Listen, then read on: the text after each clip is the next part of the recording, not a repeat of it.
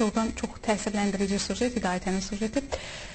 Son vaxtlar dam örtüyündə asbest şiferlərdən istifadənin qadağan edilməsilə bağlı yayılan məlumatları vətəndaşlar narahatlıqla qarşılayır. Uzun illər dam örtüyünün məhz bu şiferlərdən olduğunu deyən sakinlər indiyə qədər bunun hər hansı ziyanını görmədiklərini bildirirlər. Mütəxəssislər də hesab edir ki, asbest şiferlərinin insan orqanizmi üçün heç bir təhlükəsi yoxdur. Şifer dam örtülü evlərin Azərbaycanın bəzi rayonlarında siyahıya alınması bir çox insanlarda haqlı narahatlıq yaradıb. Bir əsrdən artıq damlarımızı örtmək üçün istifadə etdiyimiz, bizi günəşdən, yağışdan qoruyan şifer doğrudanmı səhhətimizə zərərlidir? Nə ziyandır? Şifer olmasa yağış tökülən qar başına töküləcək. Mənim Pirşağda inandım ki, bir 40 ildən yuxarı bir evim var, karşıda şiferlə vurulubdur. Bugünə qədər onun bir ziyanını hiss eləməmiş. Laborator şəraitdə bir yoxlamaq lazımdır. Bəlkə belə bir şey var, yoxdur.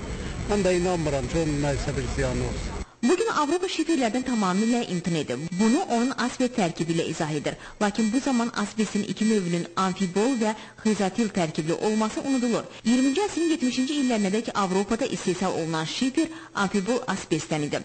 Mavi rəngli bu asbestin lifləri xüsusilə şifer istehsalında çalışanlar üçün təhlükə mənbəyinə çevrilmişdi.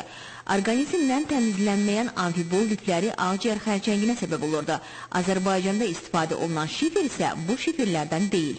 Şifer tərkibi əsasən sementli 85%, 15% xizatil azbesti. Xizatil azbesti tam təhlükəsiz azbestdir. Biz onu hazır formada azbest liflərini Rusiyadan alırıq. Biz onu özümüz istehsal eləmirik. Biz sadəcə onu hazır lifləri alıb ondan şifer istehsal edirik. Onun da insan orqanizminə heç bir ziyanı yoxdur. Xizatil tərkibli asbestdən dünyanın 60-a yaxın ölkəsində Birləşmiş Ştatlar, Kanada, Rusiya, Çin, Hindistan kimi nəhəng ölkələrdə istifadə olunur. Hər bir iqlim şəraitində öz möhkəmliyini saxlayan xizatil asbesti 70 ilədək ömür sürür. Selüloza tərkibli dam örtülərinə fərqli olaraq bir neçə ildən sonra zərərli mamır bağlamır.